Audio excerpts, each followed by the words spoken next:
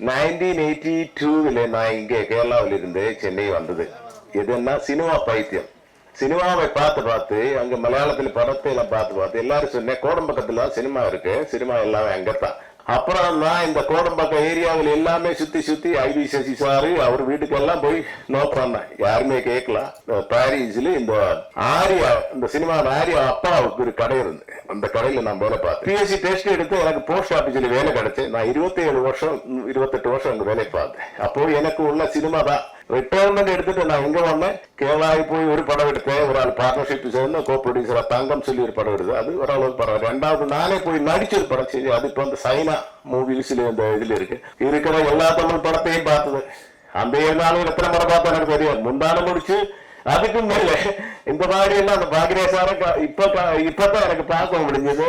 ரொம்ப சந்தோஷம் சார் நீங்க வந்ததுக்கு. இதுக்கு என்னுடைய ஒன் ஆஃப்